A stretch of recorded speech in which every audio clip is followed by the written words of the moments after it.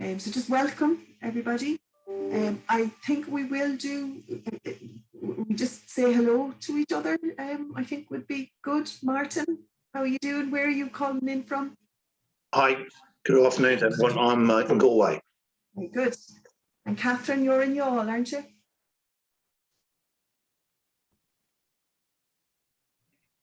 Catherine, are you there? You hear us?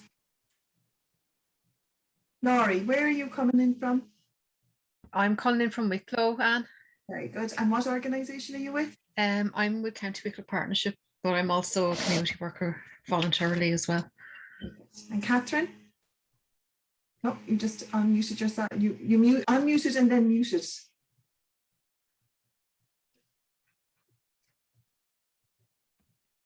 Yeah, she had headphones in beforehand, so I think she might have taken those out, so she can't hear us. Yeah, that could be it. Gary? And how are you? Good to see you again. Good. The Cork man. And where are you calling in from today, Gary? Nice. Good. And Gary's a community guard, isn't that right? We'll kick off if that's all right with people, just in case something there's another gremlin somewhere. So you're all very welcome to this workshop, which is Human Rights and Equality Informing Recovery and Resilience. And we are going to continue in the same format that at the start of the session used, which is the conversation format. And I'm going to be the chair and also going to try and take a few notes if that's okay with people. And our aim at the end of the session is to come up with one action point, one thing that we want to return back and give a message to the plenary session. But we are recording this, so we will be making more detailed notes of it, and we do intend to put together a brief conference note. So without further ado, I am going to introduce our two conversationalists this afternoon, and we're very, very lucky to have them. Seamus Taylor, Dr. Seamus Taylor, is the head of the Department of Applied Social Studies in Maynooth University. Most likely everybody knows you anyway, Seamus.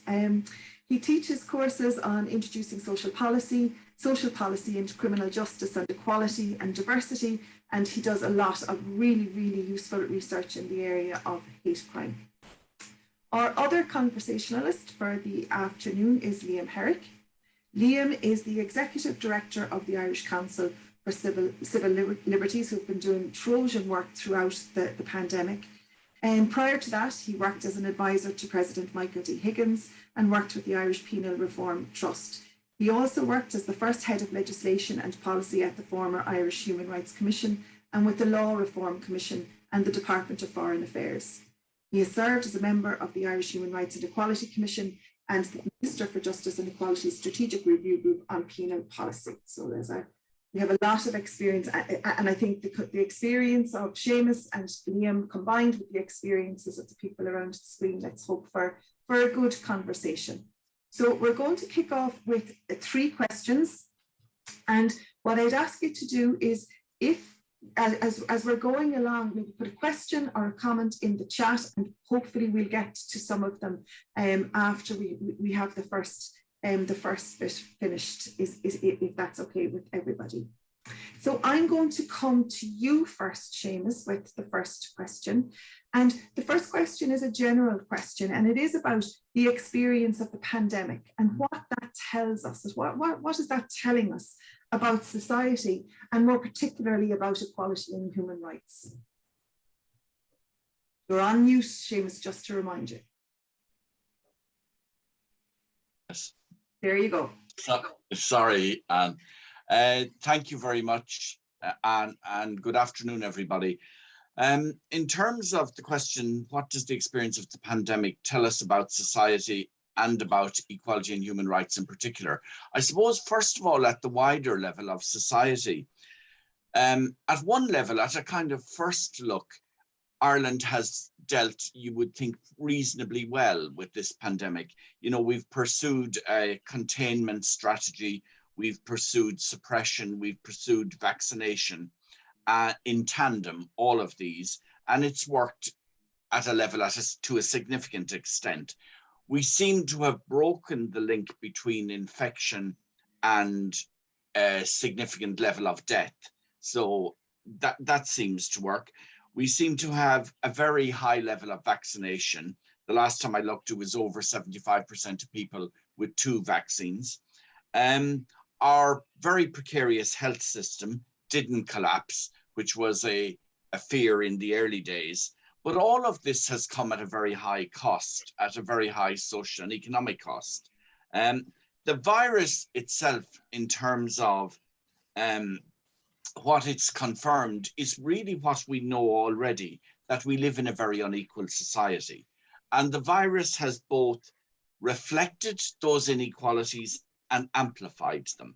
And the amplification of existing inequalities has been evidenced in terms of poorer communities in all societies, including in Ireland, older people and older people in congregated settings, the traveller and Roma communities, some migrant communities living in multi-occupied households, engaged in what might be unsafe work and precarious work, generally people living in congregated settings, such as asylum seekers in direct provision, learning disabled people, prisoners.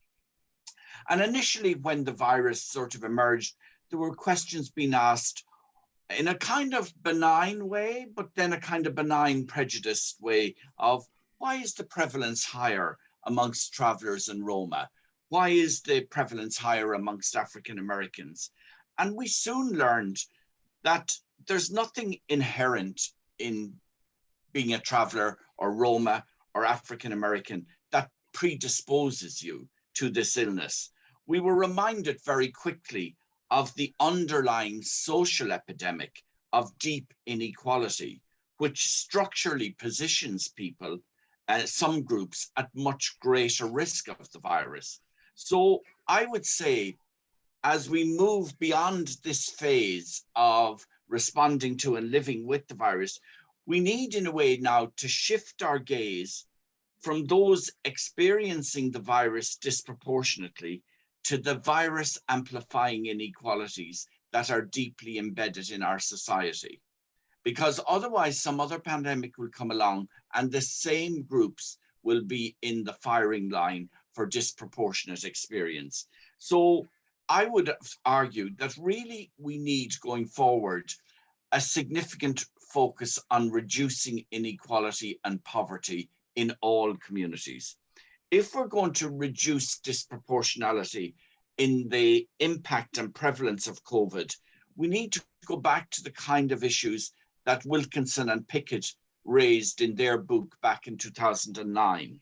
When their book, The Spirit Level, we need to go back to that evidence base that it seems to be more equal societies tend to do better across a range of health and social indices.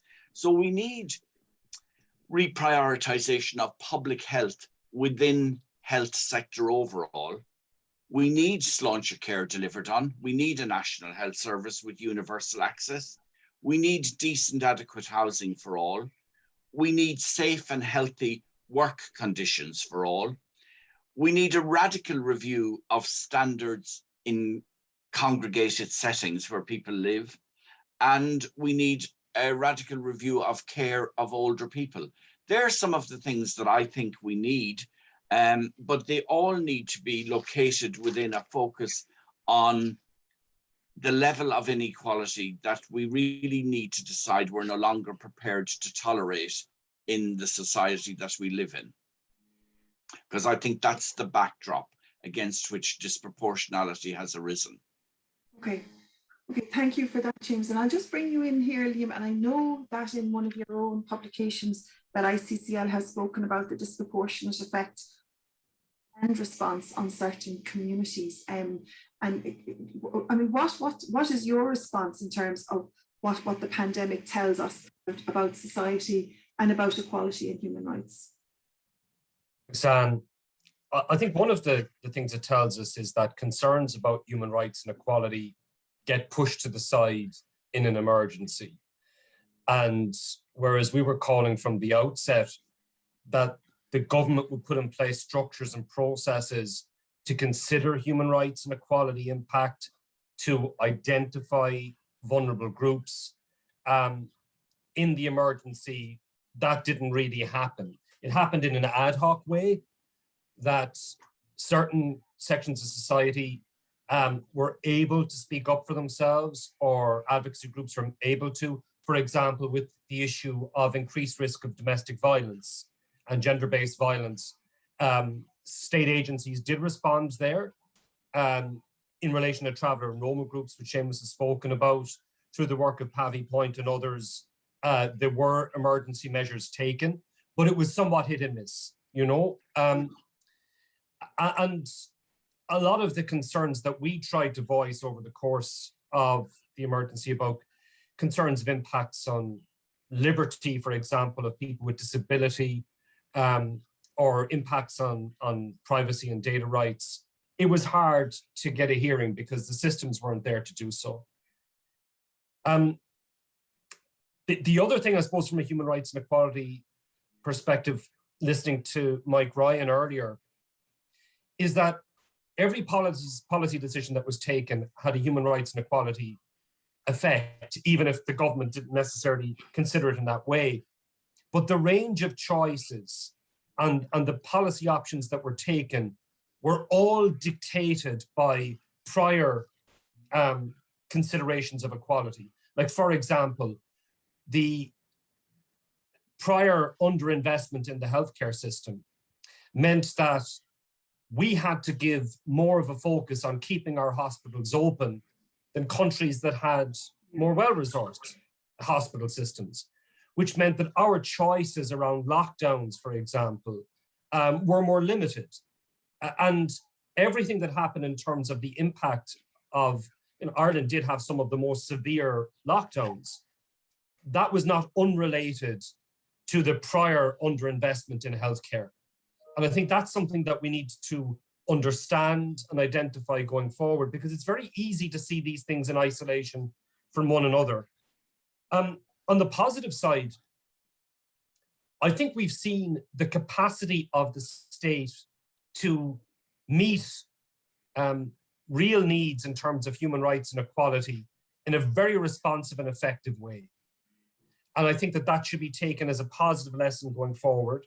I would hope that this positive experience, relatively speaking to other countries, would put an end for good to any argument in favor of austerity measures, for example, at times of emergency.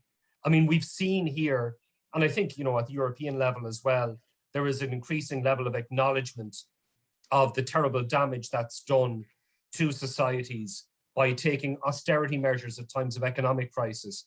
I think this has been a positive example of the ability of the state to respond where there is a radical economic response.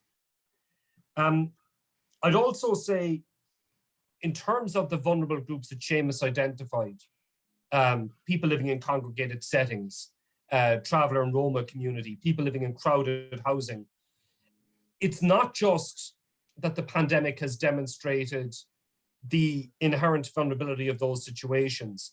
It's also highlighted the need for oversight and accountability in those sectors, particularly the need for oversight and accountability of places of detention and congregated settings. We didn't know what was happening in our nursing homes until it was too late, and I think we can also say that we probably don't know in terms of what's happening in our hospitals or other settings in the way that we really need to. So I think there are positives to be taken. I mean, I think Bloomberg's published something today about Ireland being the most resilient country in the world in terms of COVID. I think you can take some superficial indicators and maybe have some very positive analysis. But I think digging a little bit deeper, I think that the weaknesses have been exposed. And also what I think should concern us going forward is that human rights and equality concerns were very peripheral over the last year and a half. And just because the outcomes weren't as bad as they might have been and weren't as bad as they were in some other countries, that shouldn't make us complacent. But I think that there is a positive lesson about the ability of the state to act, and indeed people's confidence and trust in the state. to meet people's rights and needs. Okay, I think that. I mean, I think you've made some really, really interesting points there, and I think your general point about, you know, superficially we might look and say, yeah, we didn't do too bad, but when you scratch the surface or when you get down deeper, so even things, I know the minister mentioned the community call earlier on in his in his contribution, but a lot of people would say that the community call itself was quite superficial and didn't include NGOs in decision-making processes, as was the case at national level. We might just turn slightly, because I think both of you have begun to look at it, just in terms of the state response.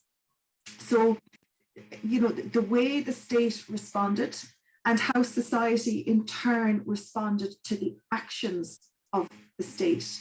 And I know, Seamus, you've spoken before around, you know, the issue of social policy and whether social policy and decisions taken at the time was in the interest of social order or social justice. Did you take that as a starting point? Yeah.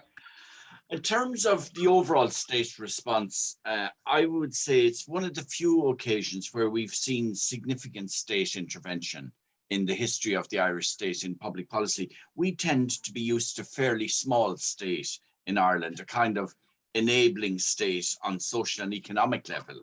You know, but with COVID, we got big state, you know, we got big government, we got interventionist government, and some of that worked well and some of it maybe not so well.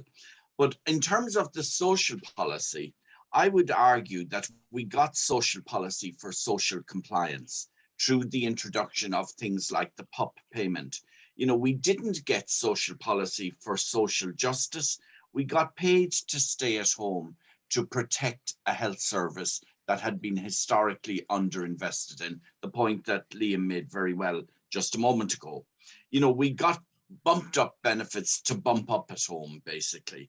And it was social policy for the maintenance of national cohesion and social order. And it was a way of mitigating and buying off trouble. And really, it's second order social policy for historic legacy of poor health investment over time. You know, we had to throw money at people in a sense to buy compliance because historically we have a very precarious health infrastructure that couldn't have coped with the anticipated surge in demand. Now, if we look at other countries like Germany or the Netherlands, they didn't have and didn't need to have the length, the depth or severity of the lockdowns that we had, because they could have confidence that their health system could cope reasonably well if there were a surge. But we didn't have that. We couldn't have that confidence in our system because it's been underinvested in over a long period of time. And that's not to say the Dutch health system or the German ones are particularly, you know, good, but they're comparatively speaking have been better resourced than ours have. And they're two quite different models. So that's what I would say we got in terms of social policy. The other thing is it strikes me that we got a remarkably high degree of community compliance with government restrictions. It strikes me that, you know, Irish people have been very much played by the rule book as enunciated to us every day on television. And we've even seen that follow through in the very high level of vaccine take-up. And there has been very good work done by the medics involved. Some, you know, my own president here in Maynooth, Philip Nolan, by Tony Holohan and all of those people. They inspired confidence largely amongst the population. We've also had excellent responses in the NGO sector at a local and a national level. And I'm aware in various sectors of the kind of spirit of mehel amongst communities during the past year and a half. And I found myself, I'm involved with the Irish Penal Reform Trust, and obviously we're very concerned with the rights and the well-being of people in prison. and we got a lot of communication during the period from Pobble. I found some of their communications, they used to come to me as chair, but they also went to the staff. But I found them quite good, what they were sending out to the NGO sector. But I found that for a group like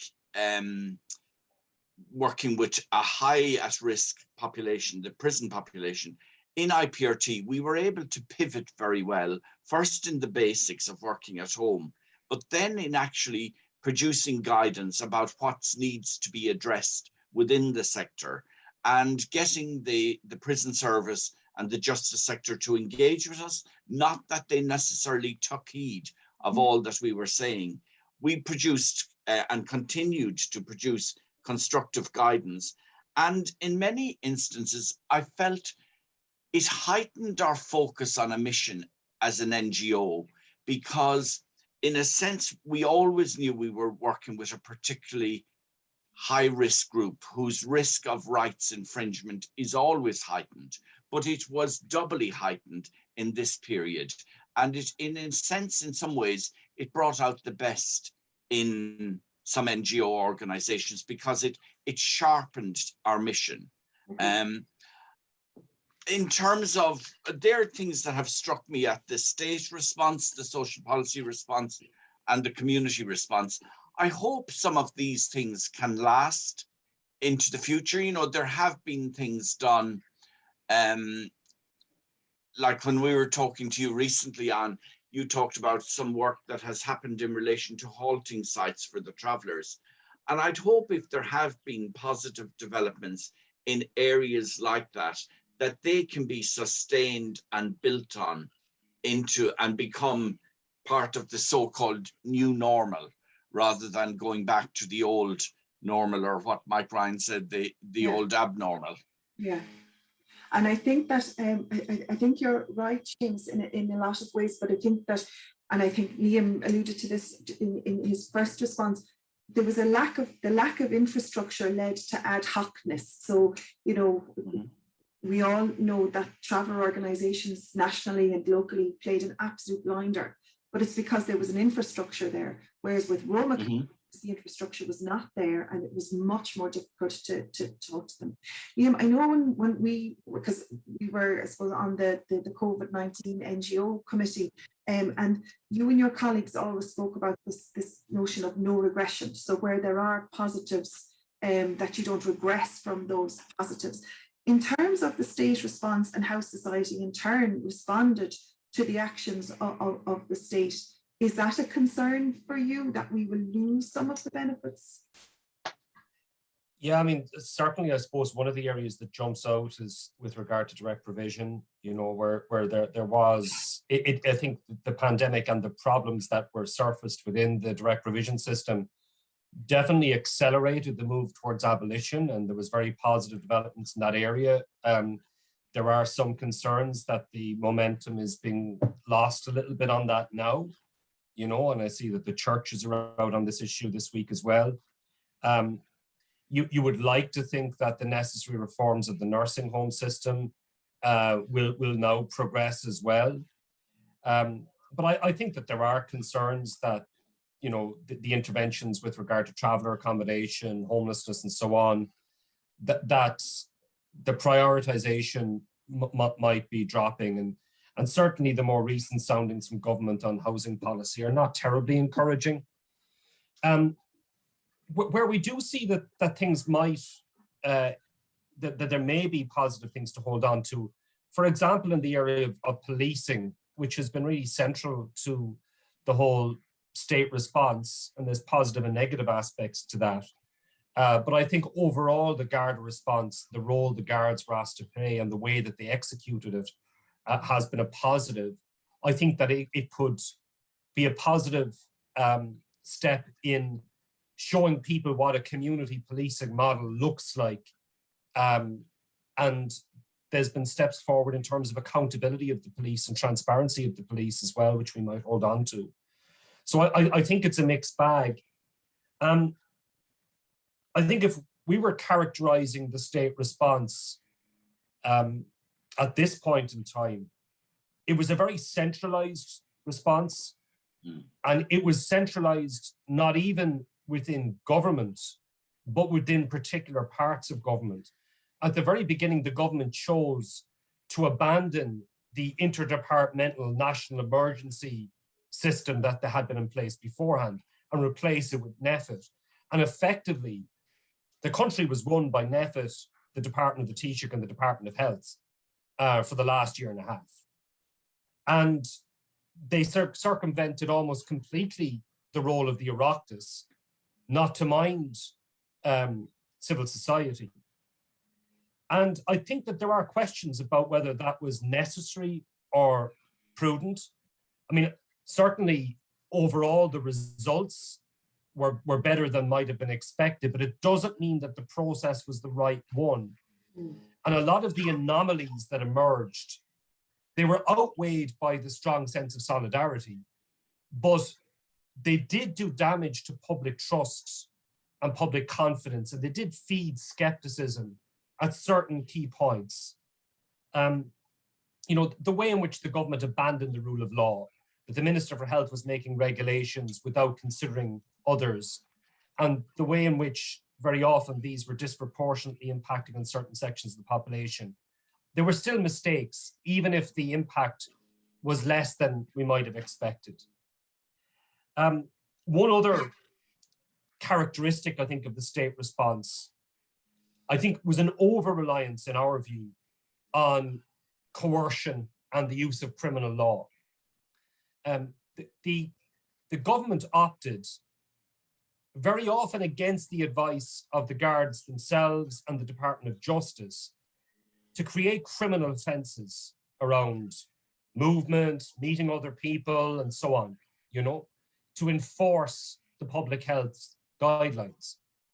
And that authoritarian bent that was evident there, I'm not sure was necessary. I'm not sure that it was consistent with the very good work being done on the health side about encouraging compliance through explaining what you're doing, good quality public health information, and asking people to show solidarity towards each other. And I think it's a real curiosity to have the department and the government going towards punishment and fines and crime, even on occasions when the guards were advising against it. In fact, what happened was that the guards' application of the rules was much more moderate and sensible than the rules themselves were designed to be. So I think that shows in which we benefited from the kind of policing culture we have here, but it doesn't mean that the guards weren't put in quite a difficult position. And maybe that's because our other frontline services are under-resourced, so the guards end up having to pick up the slack. Yeah. But it does show a worrying tendency to leap towards the punishment tool, even when it's not necessarily the most appropriate. Yeah. It's interesting. It was a criminal offence for a group of 16-year-old young people to meet on a pitch, you know, and we forget so easily, you know, how. Yeah, I mean, they even tried to criminalise, you know, inviting somebody else into your own home for a while until they finally dropped that. And the fact that these laws could be introduced against the advice and better judgment of key actors in the criminal justice system is a bit of a worrying sign for the future. And it's something we need to be thinking about, I think, for future national emergencies. And I also think it brings a stark focus to the likes of ICCL, who were one of the very few voices calling that and calling consistently throughout the pandemic. Seamus, you're trying to get in there, and I know there are people around this. I know Gary want to get in on I think Liam has touched. I think Liam has touched on a very, very key thing in that last point that he's made. You know, really what we saw was, in a sense, criminal justice policy being presented as first-line social policy. And that's worrying, because in a way, you're going down the criminalization route in the absence of there being a good youth sector, or and I would say, in a way, the best criminal justice policy is progressive social policy. And, you know, if you have good front end youth services, health service, housing, you should have less and less filtering through to the criminal justice system. But instead, our underinvestment in the primary social welfare services leads to the overuse of the criminal justice response. Yeah. And that's worrying. Yeah, I think it's one of the key points that's coming out from this conversation for me is that, you know, this was all in compensation for the fact that we didn't have good infrastructure, health infrastructure, youth infrastructure, you know, processes to care for our older people. So it was, as you say, a huge expenditure to make up for under over the years. So maybe just finally and briefly, and I might come to you first, Liam, for the third question, and then we'll open up the conversation, which I'm really looking forward to. What does all of this mean anyway? And you know, what lessons can we draw? What lessons can we learn for everyday, for our everyday future, but also for crisis planning? Because we're being told, you know, that COVID is a walk in the park compared to what we're facing into in relation to climate change and the possibility of other pandemics. So for everyday future and also for crisis planning. I'd start with the positive, and I think we saw really impressive solidarity. We saw the public willing to make very significant sacrifices for weaker people or people more at risk in the community. I think we saw a lot of trust in our public institutions, and particularly in science and expertise, all very, very positive. But on the negative side, I think our political checks and balances and legal checks and balances were shown to be very, very weak. The Oireachtas was completely sidelined for a year and a half, and they didn't raise too many concerns about it. Like, for example, when they were asked to extend the emergency powers of the Minister for Health, they conceded to a 45-minute debate, which was completely meaningless, where no amendments were considered. Now, maybe it was the right thing to extend it, but the fact that members of the opposition allowed there to be no debate on it at all is worrying. So our political system is weak, and the legal checks on government are weak. And I also think that our decision-making was very centralized, and even some parts of government were marginalized in the whole process. So I think that there are lessons there that could be learned, but may not be learned, about having better systems in place for the future to make sure we make better decisions in real time and that we don't leave people behind, and that we do retain strong democratic protections. The problem is, I think, that we in ICCL have been making this point, the Human Rights and Equality Commission, the Oireachtas' own special committee on COVID, have all said you need stronger checks and balances. And it's come up, for example, in the procurement area as well, where the Department of Health kind of abandoned normal procurement policies. But we're not seeing too many positive signs from government of a willingness to learn the lessons. And that would be my fear, that there'll be a return to normal business and we won't improve our processes for the future. Okay, Seamus?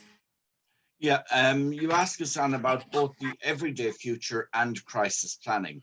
In terms of the crisis planning, Liam has already touched on this. You know, there was a national emergency system that existed when we had the floods and the heavy snows in recent years, but that was moved to one side and we got the NEFID arrangement. And maybe that was because, in a sense, medicine was central to this and it captured the arena with NEFID from very early on.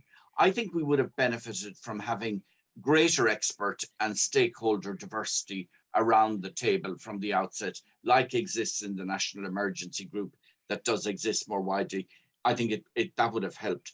Some of the positive things: science demonstrated its value in a national crisis, and academia demonstrated its value through that. But yet the OECD last week pointed out how we underinvest in higher education compared to other OECD countries. We're very low investment. Public health medicine within medicine proved its value, and yet it's a Cinderella of medicine. But if we look back through the long course of history, it's been things like clean water, it's been things like proper toilet, sanitary facilities, all of them have made the difference to cholera and to typhoid. Public health interventions and investment. We're only now getting, the minister mentioned when he was speaking earlier, that there are currently advertised, and I saw them in the Irish Times last week, 82 public health consultants for across Ireland to be appointed over the coming year. But that need has been there for a very long time, but hugely underinvested. I think going forward, the issues I mentioned earlier about we need to be willing to tolerate less income inequality to really reduce the structural risks to such viruses in the future. All the points are made about we need sláinte care delivered on, we need decent housing, we need a living wage, and we need a global response, not just to think in terms of Ireland. I welcomed the Global Citizen Initiative that got a high profile last weekend. We now really have a world of haves and have-nots in terms of whether we have a vaccine. And we need to get beyond that, because we need everyone protected for all of us to remain protected. So we need to get beyond haves and have-nots to more, we need a campaign more like, if I get one, I give one. If I'm in a country that has a decent vaccination level, for everyone we get, we'll fund one somewhere else in the world. Apparently Ireland are a very good contributor to that national. Great. And we need basically global solidarity stance and practice, and we need to forego top-ups here for minimum protection for all across the world. And I would say, I go back to the Wilkinson and Pickett argument, in the longer term, we need to have a debate about the level of inequality we're prepared to tolerate. It's early days yet to say who has dealt with COVID-19 better or best, because the whole Delta variant is throwing that a bit up in the air, and it's hard to ascertain. But countries that seem to be doing well are Denmark, Finland, Norway, the Netherlands, and they're interestingly were all the countries that Wilkinson and Pickett highlighted in their books, both in 2009 and 2017, as countries that had an appropriate level of social infrastructure in place that could withstand various health and social crises. So those levels of investment combined with a sensible public health strategy, I think is what we need. We also finally, I think, need to hold on to some of the few good things that have emerged, like the potential of home working, potential changes to air travel. I flew recently to the Netherlands, and I thought the improvements to air travel were to be commended. Gone are these things of priority boarding, and everyone now just boards in terms of 3 seats at a time. It's all much more ordered. There's no rushing of people. There's no division of people by economy class and all of that. It's protection comes first. I think some of the advantages digitally need to be held on to. I think some of the things you touched on, Anne, about travellers halting sites, if they could be built on, technology and education, awareness of mental health and well-being of the population overall, and of groups who are at heightened risk of lack of well-being, such as prisoners. Those things need to be not just being alert to them, but responding to them positively. Okay. So that's some of the things that. Thank you for that. And thank you also to Liam. And I'm just interested now to open up the conversation. I think we're a small enough group that can just throw on the mics and and throw in a comment. And I know, well, I'm hoping that Margaret will want to get in and maybe tell us a small little bit about their experience in GTM, and Gary and anybody else. Does anybody want to go first, or hand up? And I just want to add something, just briefly. It's just, I think we have to recognise as well that communication systems only worked for certain sectors of our society throughout the pandemic, and I think we need to be mindful of who isn't accessing data. And data is only of use if it enables you to change your life or make you be more included in society. we had large amounts of areas like public access libraries, county council buildings, etc., closed during the pandemic. So people, particularly say in direct provision, but also a lot of people who may be in kind of low income jobs, etc., dependent on mobile data. But the mobile data does not enable you to take part in learning to the extent that it would if you had a proper paid up package. And I think we need to look at data access as a human right as well going forward. That's it. Thanks, Anne. Anybody else? I suppose to address some of the stuff Liam and Seamus both stated, the policing response was very mixed, and there was a place for it in the immediate urgency when other services weren't in a position to respond as quickly.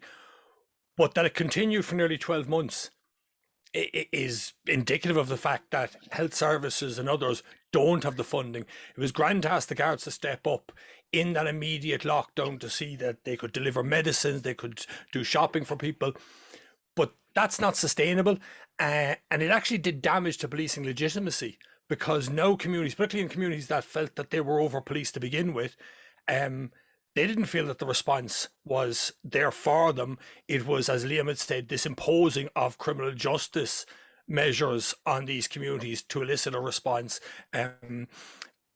Policing at its very best is part of a supported, proactive piece with other civil society groups, be it the health services, be it youth work in particular is a strong point.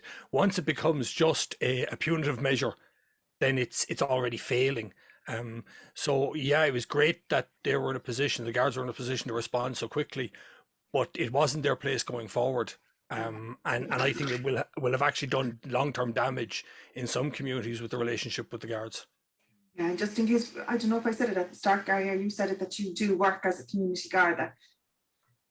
So have hands-on experience in relation to that. Say a community guard with really good analysis of an awful lot of other issues.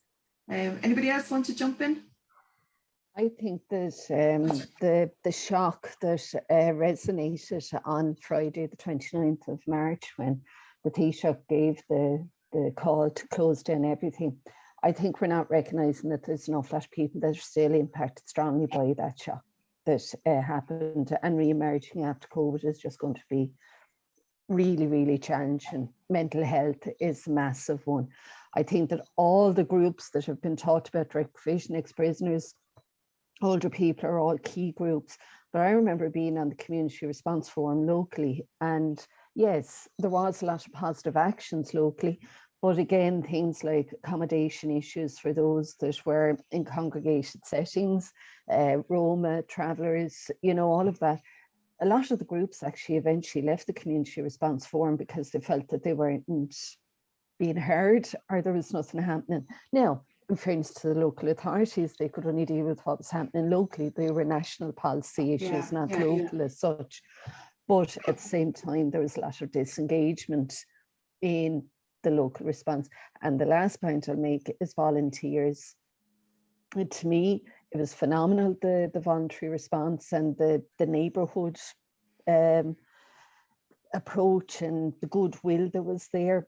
However, I do feel that that was taken advantage of, and I feel that there was an awful lot of people paid by the state to stay at home. They could have been some way encouraged to have supported or engaged a little bit more or whatever, like, you know, to support those within their communities as well. You know, there was an awful lot of resources there, like even Laurie tipped on it there around libraries and that, around mobile data. There was just so much going on. It was very, very difficult. You were actually literally reacting locally on a day-to-day basis to whoever you picked up the phone to. Yeah. It wasn't, you didn't have the headspace for the broader issues sometimes. And that was very, very difficult. So it was, especially from, you know, from a partnership point of view on that as well. So it was. Anybody else like to jump in? Hi, Margaret. I suppose one of the things I was listening to Liam and Seamus, there's the bit around bring back the voice of dissent, because we've been so controlled over the last 2 years.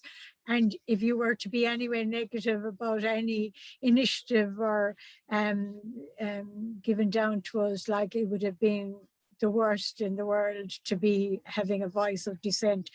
And what we saw was the collaboration, you know, like I work with Anne locally in the Galway City Community Network, and like people really did get stuck in, and people gave it their all, and they were out there trying to engage with the communities, and they were taking the bits of resources that were coming down. But on one hand, the resource came down, but then you had to make multiple applications and then multiple reporting back. And you kind of go, oh my God, we were nearly saying we don't want any more money because we just can't handle having to put in another application for €500 because the paperwork was just excessive. But then look, I know bureaucracy is bureaucracy and that had to get done. But certain things that came out like that we would have found in Galway that as part of community response, there was a whole lack of education, coordination of education and addressing educational disadvantage. And especially for the group, say I work in Galway Traveller Movement, but other community groups who were really impacted by the digital disadvantage. That didn't get addressed in a meaningful way from a coordinated response to education. And as a result, then we would have seen the persisting inequalities happening again and again for the communities that experienced it pre-COVID. So I just think some of the stuff, and also we would have found a bit of a lip service to mental health because people were saying, oh, we need to protect everyone's mental health. But in actual fact, some of the processes that were brought in, like no direct counselling, and even when you could open up, the counsellors didn't come back. And we were saying, why not? And kind of, we can all go into big rooms, but like that whole thing of which the digital and on Zoom and all of that was fine, but it was not good for people who could not engage or feel they could participate virtually, and that was a large percentage of populations. But so for us then, I think it's I work in the traveller movement. We saw firsthand the result of years and years of neglect, years and years of inequity, and even still, even though we've spent 2 years going through a pandemic, we still cannot get equality outcomes and human rights responses to people who are living on the side of the road because they're not rated as being a priority. So you kind of get which bit of the pandemic did people not hear when it came to, does it matter why they're on the side of the road? It matters that they have no services, they have no access to electricity. That's what matters. They couldn't wash their hands. We had 40 children on 2 sites with no access to heat and water for most of the pandemic. I mean, and that was, this response was too slow at a local authority level. There was no sense of urgency because they were a group that do not have a value in Irish society. So as a result, then the response wasn't great. So yeah, and I remember both myself and Margaret were on the community call in Galway City and trying to get that issue of educational disadvantage on the agenda. We just kind of gave up in the end because we were wasting our time and did it other ways. But I also remember as a director of Galway Travel Movement, Margaret, if you remember, trying to get the money to buy generators for people who had no access to electricity. Like, it was as fundamental as that. Trying to make sure and instead of maybe being innovative, and as we said, we use the science, but then when you could use the science doesn't get used. Like we were saying, well, what about solar panels? What it needed was just someone to say, yes, we can do, and go and do it. But and they're still on the side of the road, so you know they're still without power and they're still without access to showering and washing facilities. So I just think you know we that you know we do not want to go back to normal, as Ronnie was saying, but especially in relation to the traveller and Roma communities, there's a big challenge for human rights, equality and human rights in Ireland in relation to both communities, and I do think. A culture of, there's an apology needed, and I know travellers are calling for that. There's an acknowledgement of the decades of injustice meted out to the traveller community that I think we need a government response to and accountability. Okay, right, thanks. Sorry, Anne, just getting that in. I could see you trying to get it all in. Anybody else, perhaps somebody who hasn't spoken already? I actually don't know if Brenda or Caroline are with us or whether they're just hiding behind cameras, or Martin. So, jump. You said you were in Galway, Martin. Yeah, I am actually. Sorry about that. It's interesting. I was taking on so much actually from all the comments there actually, and it's things that really strike me. I think from the opening statement that Seamus made about the inequalities deeply embedded in society. You can tell my dodgy accent, I'm not from these parts. So until the revolution comes, and we're not a protesting country as a whole, we're not really going to find too much of a change, unfortunately. There's some very, very thoughtful and very worthy comment being made here. The only trouble is, and it's interesting, we touched on so many things here, and I'm waffling a little bit, and I do apologise. And you can't waffle because we only have 5 minutes left, and we still have. Yeah, no, absolutely. I think the one thing that really highlights the fact is that a lot of power within the community. Amazing how much work gets done within the community. When we talk about the volunteers, as I think who was it mentioned that Catherine talked about volunteers and stuff. And it's amazing on a local basis things are being done, sort of thing. On a central basis, it's amazing how we talked about sort of everything got forgotten about. We concentrated on the work of NEFIT, and they took control of the whole country in effect, and it seemed to be a very, very central force. Everything else was negated while we talked about NEFIT and running the country, and to a certain degree that seemed to, dare I say, work a bit better. That we were actually sort of unresponsive to that, because as soon as NEFIT have now lost control, in inverted commas, of the country, we argue about things in central government about Catherine's a poem. It's got all to do with anything. Do you know what I mean? We're starting to forget what the priorities are, really. Yeah. Okay, can I ask you just for the last 2 minutes, really bad sharing here, is there one key message or is there one call to action that we would like to share with the other workshops? What would people most like to see? Quick fire. This is a quick fire. You can't have human rights without democracy. I'm not going to elaborate on that because I'll go on forever. Okay. Social determinants to underpin every government policy and cross-departmental work. Well said. You cannot have democracy without power imbalances being challenged, and that there's a value put on community participation. Mm-hmm. Yeah. Okay. Anybody else? Can I come in on just to say that I agree with all of that. I thought what Margaret said about dissent, there was a very dangerous moment in terms of democracy where if you raised any questions, you were often pigeonholed as being anti-vax or conspiracy theorist. There was a healthy space in the middle for reasonable people who believed in science to disagree, and it became very difficult to have that space. And I think going back to what Gary said, we need to remember how extraordinary it is to have a situation where guards can stop you in the street, ask you where you live, where you're going to, how many people you're meeting. And we got through that okay, but we need to remember how extraordinary that was, because we might have a situation in the future in less benign circumstances with less benign guards and less benign governments. And I think that there's a danger that we just will slip back into forgetting how extraordinary all of that was, that I think it goes back to the point about democracy, I think, that Laurie's raising there. Yeah.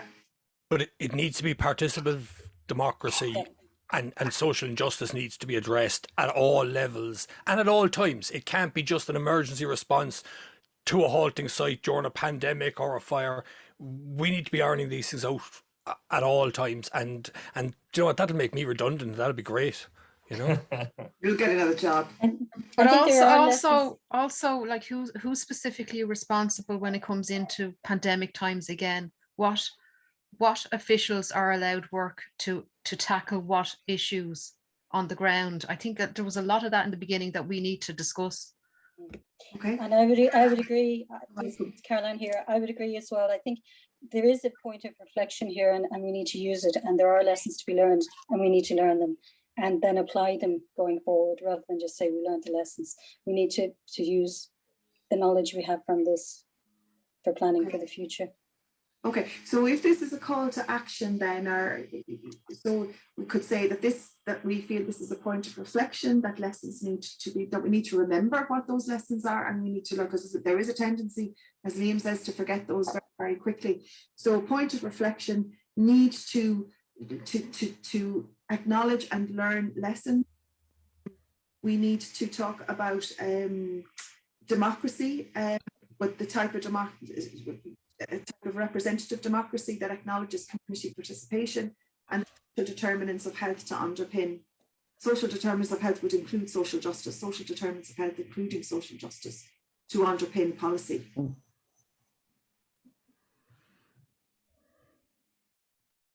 Any comments on that? You still need a buzzword, Anne. I think another thing that would be useful to have is what Mike Ryan was referring to earlier. I don't know what the correct term for it is, but it's like having as mainstream, having as day-to-day community informed policy making, you know, where civil society is brought into the policy making process in a more participative way. It's very arm's length currently, and it's kind of passive consultation, whereas I think we need much more genuine community informed and publicly informed policy making. Okay, I think that's a summary of what we were saying. Yeah, because I think if you get that, you'll get services that better match the needs of people who experience their delivery.